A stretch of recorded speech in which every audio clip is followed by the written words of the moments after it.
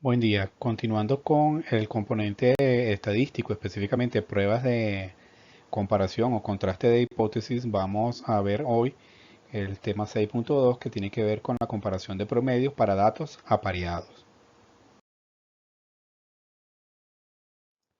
Habíamos hablado pues que la comparación de promedios se utiliza normalmente para comprobar si los valores de una variable cuantitativa continua difieren cuando las agrupamos en dos o más grupos, lo que llamamos comparación de medias o comparación de promedios. En este caso lo estamos haciendo con la comparación de no de grupos, sino de los promedios que se obtienen de mediciones que son repetidas sobre una misma muestra. O cuando se trabaja, por ejemplo, con un caso y un control, cuando se trabaja con datos, lo que llamamos datos emparejados o apareados.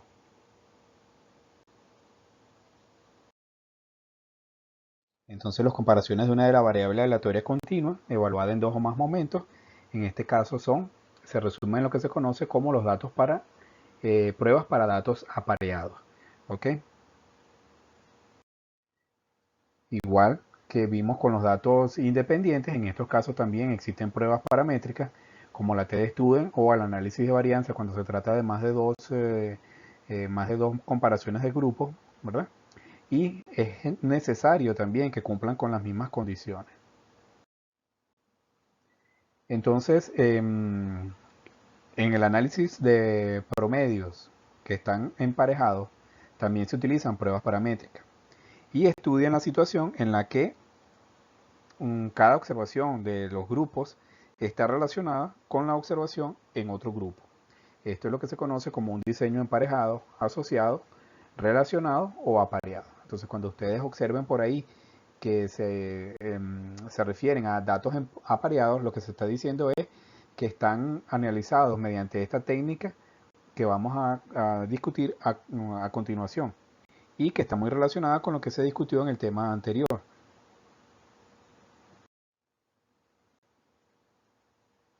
Entonces, dos muestras están relacionadas cuando se realizan mediciones repetidas en un mismo individuo, por ejemplo. Se puede tomar la tensión arterial en la mañana, luego al mediodía y posteriormente en la noche. Ahí en ese caso, si es en la mañana y en la noche sería pareado. Si es en la mañana, al mediodía y en la noche sería un diseño en el cual en una misma población o en un mismo individuo se hacen tres mediciones diferentes. También se comparan entre sí de dos en dos parejas naturales de individuos como los gemelos, lo que es un emparejamiento natural. Y cuando se busca un control para cada paciente, de tal modo que tenga la misma característica de edad, sexo, todo lo más similar posible, como es el caso de específicamente el diseño de casos y controles.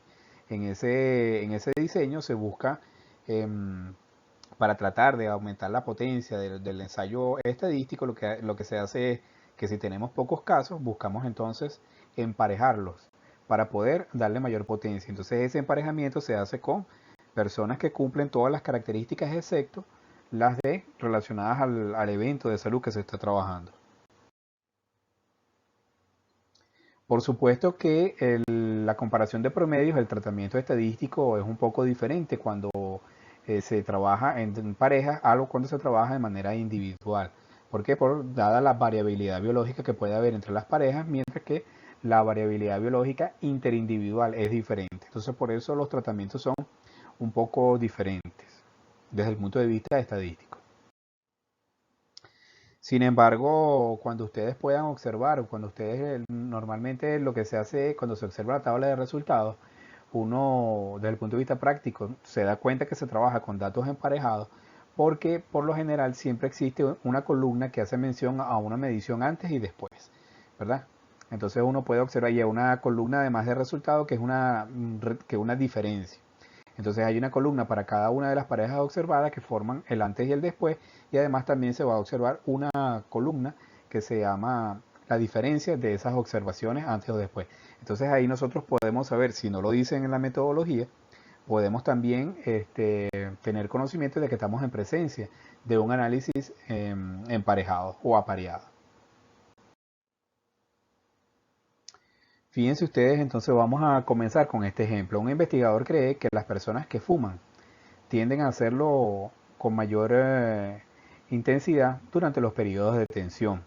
Entonces aquí lo que se busca es comparar el número de cigarrillos que fuman regularmente, un grupo de estudiantes, con el número de cigarrillos que fuman 24 horas antes de un examen de estadística. La prueba, digamos que el nivel que se pretende para esta prueba estadística, la hipótesis es de un 5% de significación. Es decir, el error alfa es un 5% de significación. Eso se refiere o se complementa con un 95% de confianza. Entonces vean ustedes, acá tenemos la tabla de resultados.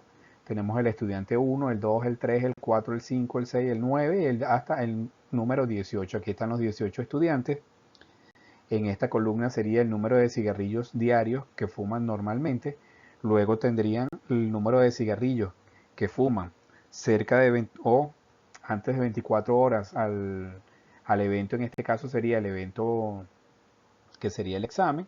Y aquí tienen la diferencia. Entonces vean lo que nosotros comentábamos la lámina anterior. Si no nos lo dice la metodología, en la tabla de resultados ya nos da un indicio de cómo se está trabajando. En este caso vemos que cada estudiante tiene un antes y un después. Y además tiene una columna de diferencia, una columna de resultados de diferencia. Entonces restar 9 menos 13, 4 y así sucesivamente. Se resta generalmente el segundo menos el primero. Por eso aquí da 4, ¿verdad? En este caso da 15 menos 16 menos 1, 23 menos 23, 0, 17 menos 12, 15 y así sucesivamente. Entonces, reiterando, el estudiante de la primera columna se refiere al número de orden de cada uno de los individuos dentro de esta muestra. NCD se refiere al número de cigarrillos diarios o que consumen diariamente de manera regular. NC24H significa el número de cigarrillos que consumen 24 horas antes del examen de estadística. Y la última columna es la diferencia. La diferencia siempre es el evento, el segundo evento, en este caso sería el número de cigarrillos 24 horas antes, menos el número de cigarrillos diarios. Entonces determinar si hay variabilidad en el número de cigarrillos, es decir, se incrementa el número de cigarrillos consumidos 24 horas antes de un examen de estadística. Esa es la pregunta a dilucidar en esta, o el contraste que se está proponiendo en este ejercicio. Entonces vean ustedes, se obtiene la media. Esta media se refiere, o este promedio se refiere a la diferencia de los cigarrillos que se fuman 24 horas antes menos la edad o los cigarrillos que se fuman de forma diaria. Es decir, este es el promedio de la diferencia de cigarrillos fumados en esa, y esta es la desviación estándar. Entonces el promedio da 3,16 y su desviación estándar 3,485. ¿Cuáles serían las hipótesis? Bueno, la hipótesis nula es que no existe diferencia entre el número de cigarrillos que se fuman regularmente y los que se fuman 24 horas antes de un examen. Y la hipótesis alterna es que sí hay diferencias, que son diferentes. No podemos establecer si es mayor o menor, solamente decimos que son diferentes. Entonces, como mencionábamos en la lámina, una de las láminas previas, en estas pruebas también es necesario que los datos cumplan los mismos requisitos, es decir, se debe proceder de una distribución normal o se debe comprobar que la distribución sigue una distribución normal. Para ello entonces se aplican las pruebas o si no sigue una distribución normal, se aplican los logaritmos. Se aplica el test de normalidad, se evalúa el resultado si es significativo, si es menor a 0,05 y se puede decir entonces si existe una distribución normal o si no existe una distribución normal. En el caso de que no siga una distribución normal, ¿verdad? Lo más correcto es utilizar la prueba de Shapiro-Wilkins. ¿Por qué? Porque el número de observaciones es menor a 50. Y en el caso de que no siga, tenemos siempre como alternativa utilizar una prueba no paramétrica como la U de Mann-Whitney, que es una prueba no paramétrica.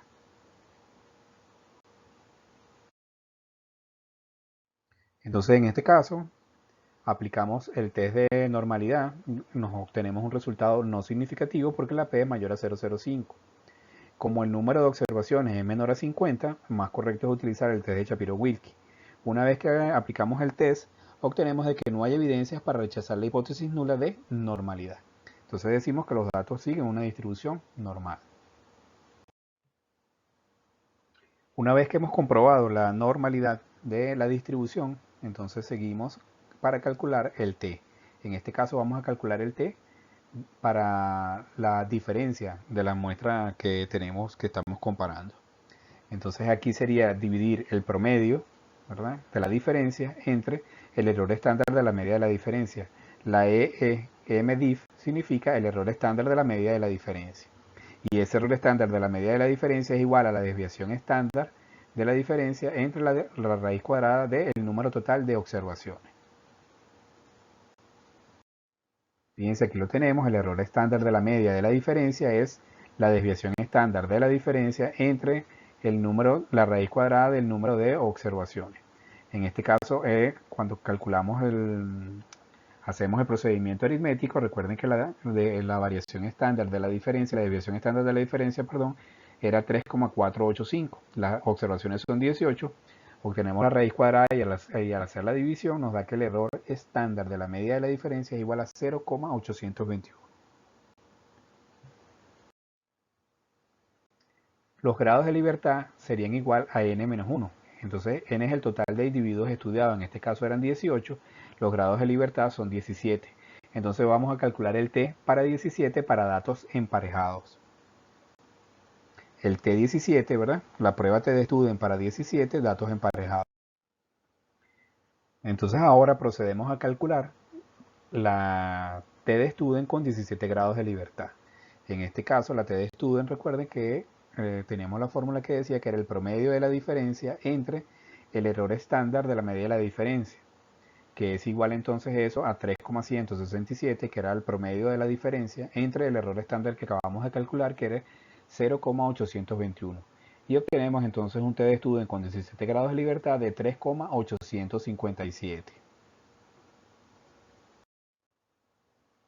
Entonces, resumiendo, tenemos el valor T calculado para la T de 17 grados de libertad, que es 3,857. El valor crítico con un 5% que se estableció al principio es de 2,110.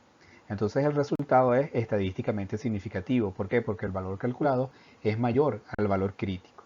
Por ello entonces decimos que la diferencia es significativa al 5%. Es decir, en este caso, si hay evidencia estadística, ¿verdad?, para decir que se consume más cigarrillos en los periodos de atención, es decir, 24 horas previas a la presentación del examen, que en condiciones de normalidad. El resultado, repitiendo, es estadísticamente significativo. Por ello concluimos que existe un incremento estadísticamente significativo en el número de cigarrillos que se fuman en los momentos de atención.